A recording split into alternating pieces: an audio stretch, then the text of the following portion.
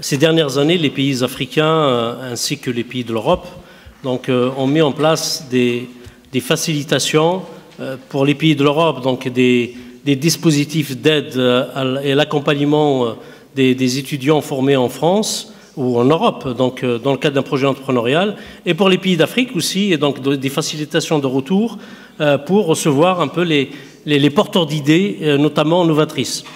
Donc il y a le programme PASSIM, qui est un programme dédié au 3e cycle, donc des étudiants en formation de master, aussi en formation doctorale, qui ont des projets innovateurs dans le domaine de différents domaines. En fait, moi, j'avais participé à la première session, c'était en 2011. Là, ça s'appelle plutôt Meet Africa, voilà. Ouais. Donc, pour ceux qui sont intéressés, il faut aller sur le portail de l'IRD. Et là, avant, ça concernait que les pays du Maghreb et le Liban. Là, ça concerne tous les pays africains, donc c'est une opportunité. Et je voulais rajouter quelque chose. En Tunisie, il y a de plus en plus de... Donc, on est à une saturation, on arrive à une saturation au niveau de l'enseignement supérieur et du recrutement au niveau du public en général. Donc on encourage, avant, même les familles, elles poussaient leurs enfants à aller plutôt à faire des concours pour être enseignants-chercheurs, pour être dans le public.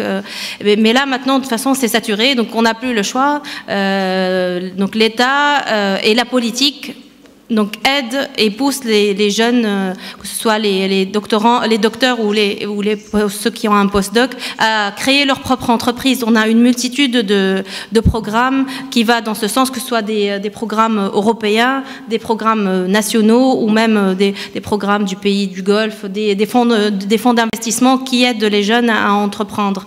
C'est vrai qu'au départ, ça peut paraître un peu difficile, surtout quand on s'est mis en tête que là, on est fait pour l'enseignement, qu'on est fait pour un métier plutôt bien déterminé, mais il faut se lancer. Je pense que la société change, les sociétés africaines ou maghrébines changent, et on a beaucoup de besoins, et c'est en allant vers ces besoins-là, c'est les petits besoins du quotidien, il faut avoir des idées innovantes et se lancer.